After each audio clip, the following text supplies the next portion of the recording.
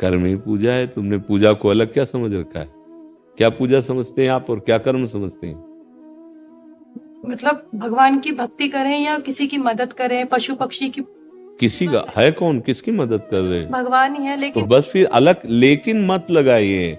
बस यही लेकिन मिटा देंगी तो पूजा बन जाएगी।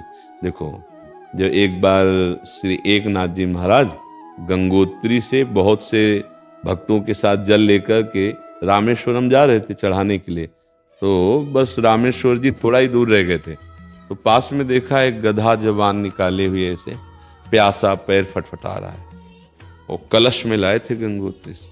उन्होंने कहा कि हम तो अब एक कदम नहीं चलेंगे, क्योंकि हमको ये प्यासा दिखाई दे रहा है, हम नहीं गए।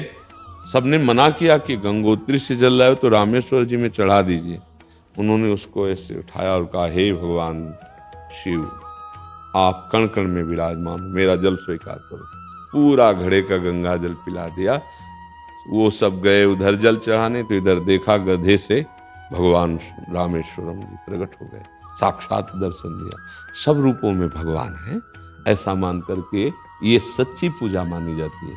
हाँ, हम कभी विग्रह में पूजा करते हैं तो कभी सबके हृदयों में विराजमान, पशु पक्षियों के हृदय में विराजमान। तो हमारी भावना तो ये होनी चाहिए ना, सब में भगवान है, पति में, पुत्र में, परिवार में, सब में। अगर हम ऐसी भावना से पूजा करते हैं तो वो पूजा हमारी भगवान स्वीकार कर लेते हैं। और अगर हम केवल मूर्ति में पूजा करते हैं और सबसे विरोध, द्वेष, हिंसा, कपट ऐसा करते हैं, तो भगवान कपिल देव जी ने श्रीमद् भागवत में कहा है कि वो पूजा में स्वीकार नहीं करता। जैसे राख में किया हुआ हवन बेकार हो जाता है, ऐसे हम वो पूजा मानते हैं कि मूर्ति में तो अच्छे भाव से पूजा की और व्यवहार में तुम छल, कपट, हिंसा, व्यभिचार, ऐसे पापाचरण, वो भगवान पूजा स्वीकार नहीं। आप समझ पा रहे हैं?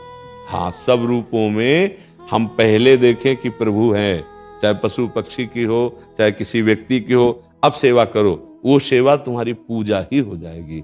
हर कर्म उसकी पूजा हो जाती है जो अच्युत भावना से, भगवत भावना से युक्त हो जाता है।